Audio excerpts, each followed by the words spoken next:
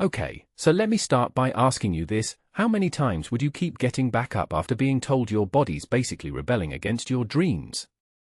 That's the question eating at me after hearing about Isaac Henry's journey to becoming Australia's 999th Wallaby. Because here's the thing, his debut wasn't some Cinderella story. It was a war zone of torn ligaments, shattered confidence, and a stubbornness that borders on obsessive. And honestly, that's what makes this so fascinating to me. Let's unpack the number first. 999. Sounds like a countdown to something apocalyptic, right?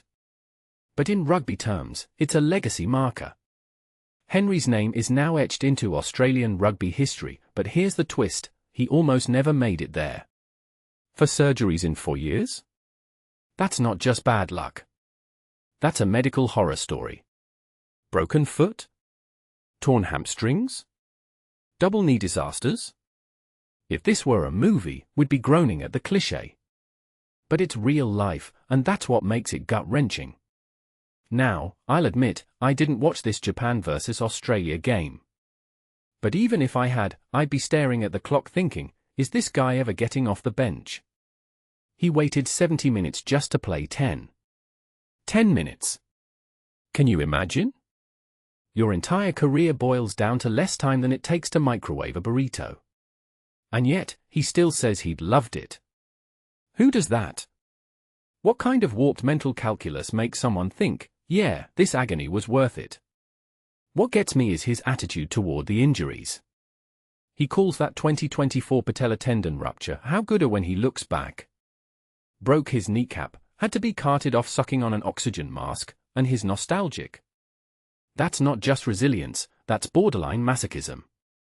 But maybe that's the secret sauce here. The guy's not just stubborn, he's redefining what career-threatening even means. How many players do you think would have quit after the first surgery? Second? He didn't just keep going, he doubled down. Hungrier than ever after a 10-minute cameo? That's either delusional or legendary. Maybe both. And let's talk about the elephant in the room. Why does this even matter to us? Why do we care about a 27-year-old benchwarmer's debut? Because Isaac Henry's story isn't about rugby anymore. It's about the absurdity of human ambition.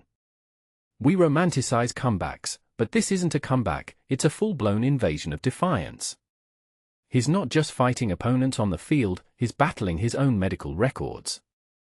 Every time he laces up his boots, it's a middle finger to every career-ending diagnosis he's ever gotten. But here's the deeper question: at what point does this become self-destructive?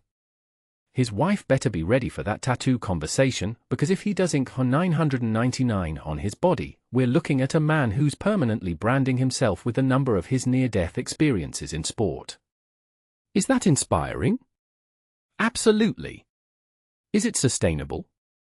Probably not. But maybe that's the point. Stories like this remind us that greatness isn't handed out, it's clawed, scraped, and surgically reattached with steel pins.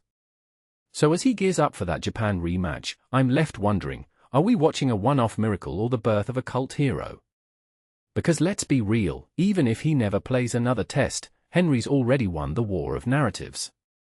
He's the living rebuttal to every time someone said, "You're too broken."